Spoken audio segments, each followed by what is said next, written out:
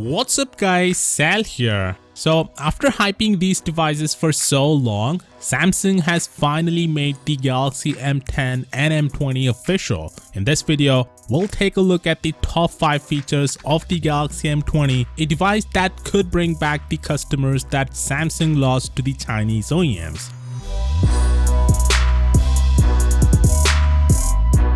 The Galaxy M20 has a freaking 5000 mAh battery. This is the second time ever that Samsung used such a high capacity battery on their phones. Having a 5000 mAh battery on a phone does not always guarantee a good battery life, but you can be sure that you'll get at least more than a day's of juice out of the device. And considering this is a budget phone with a processor that isn't resource hungry, I can almost say with certainty that this device will go 2 days at least without you need to plug it back again.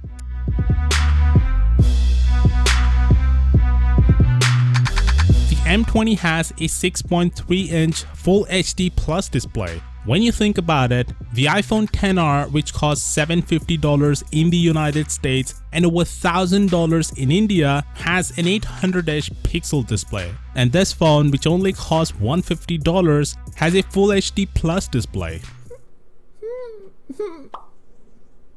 Anyway, it also has a notch which I'm not a fan of, but hey, this thing only costs $150 and it's less intrusive than some of the bigger notches out there. So I guess it's only fair not to complain about it.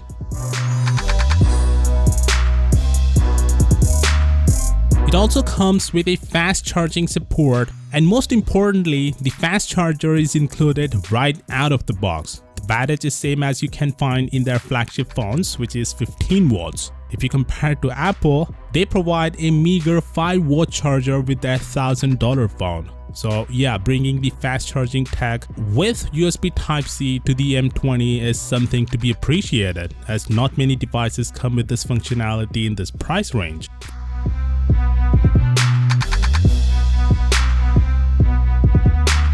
There's a 13 megapixel primary sensor at the back, coupled with a 5 megapixel ultra-wide sensor for taking ultra-wide photos. Samsung has beaten every Chinese company by including this wide-angle lens because none of the Chinese phones has a wide-angle camera. So Samsung has thought things through rather than just releasing devices for the sake of it. It also has Samsung's new chipset. This is different than Samsung's past chipset because 2 of its 8 processor cores are of the Cortex A73 variety and the other 6 are Cortex A53 cores. Samsung has traditionally used chipsets with only power-efficient cores for budget phones, which was the main reason for the poor performance. But this chipset is gonna change that, and Samsung says it will comfortably play resource-intensive games like PUBG absolutely fine. Of course, that being said, these are the official prices for the Galaxy M10 and M20. Quite impressive considering the value it provides. And a series like this was needed for Samsung, to be honest, because Xiaomi recently overtook Samsung in Indian market with a market share of 28%. So hopefully these new devices help Samsung to regain those lost customers. Consider subscribing for daily content like this, and as always, I'll see you all tomorrow. Peace out.